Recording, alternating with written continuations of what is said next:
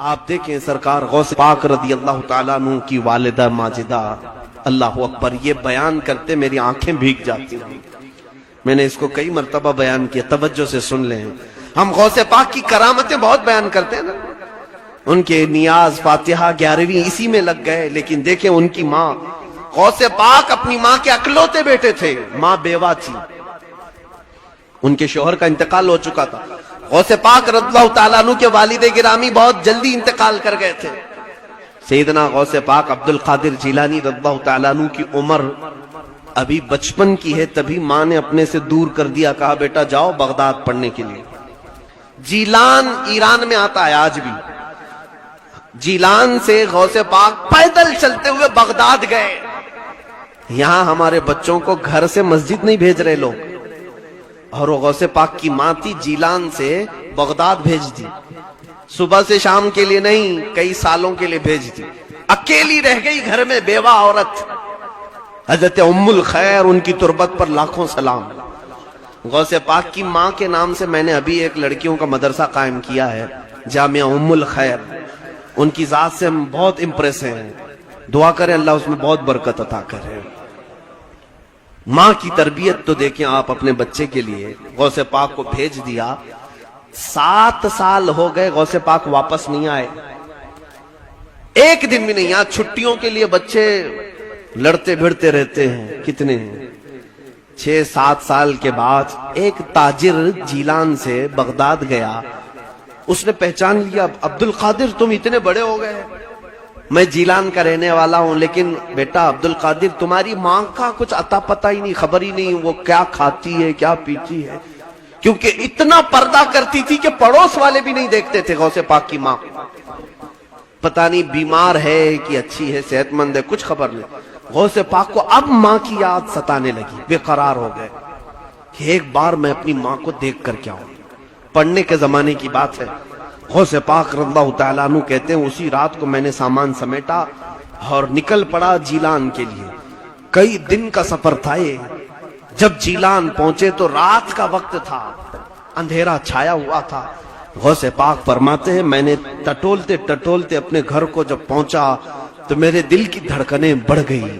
جو 7 سال کے بعد اپنے وطن میں آیا ہو، اس کو اپنے گاؤں میں پہنچنے کی خوشی کتنی ہوتی ہے۔ وہ اپنے گھر کو آئے، کہا ابھی دروازہ کھٹکھٹاؤں گا، ماں گلے سے لگائے گی، تھوڑی دیر محبت سے ماں کے ساتھ بیٹھوں گا، کتنے حسین لمحات ہوں گے۔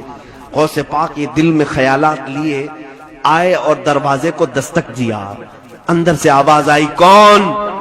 ماں کی آواز تھی۔ غوث پاک نے کہا ماں تمہارا بیٹا عبد القادر آ گیا ہے، تمہارا بیٹا عبد القادر آ گیا ہے۔ ماں جلدی سے دروازے تک آئی، لیکن یہ کہا کون سا عبد القادر؟ ایک ہی تو عبد القادر تھا نا۔ ماں اندر سے پوچھتی ہے کون سا عبد القادر؟ غوث پاک نے کہا ماں تمہارا بیٹا عبد القادر۔ ماں نے کہا بیٹا یہ بتا تعلیم مکمل کر کے آیا ہے یا آدھی چھوڑ کے آیا؟ دروازہ کھولا نہیں ابھی، اندر سے ہی پوچھ رہی ہے تعلیم پوری ہو گئی یا ادھوری چھوڑ کر کے آئے ہو؟ غوث پاک نے فرمایا ماں ابھی اور 2 سال باقی ہیں۔ کہا پھر کیوں آئے؟ کہا تمہاری یاد بہت ستا رہی تھی، سوچا ایک آدھ دن ملاقات کر کے پھر واپس چلا جاؤں گا۔ اے ماں کل ہی میں بغداد کے لیے نکل جاؤں گا، بس تم سے مل کر کے جانا چاہتا ہوں۔ ماں نے کہا بیٹا عبد القادر الٹے قدم واپس جاؤ، تمہاری اور ہماری ملاقات انشاءاللہ قیامت کے دن ہوگی۔ دروازہ نہیں کھلا۔ غوث پاک راتوں رات دروازے سے پلٹ کر چلے آئے، بغداد پہنچے، ماں کو گھر پہنچ کر کے بھی دیکھا نہیں۔ اس ماں کا کلیجہ کیسا تھا جو اپنے اکلوتے کے لیے دروازہ نہیں کھولا، صرف اس لیے کہ میری محبت غالب آ گئی تو کہیں اس کی تعلیم پر اثر نہ پڑ جائے، کہیں اس کے علم پر اثر نہ پڑ جائے۔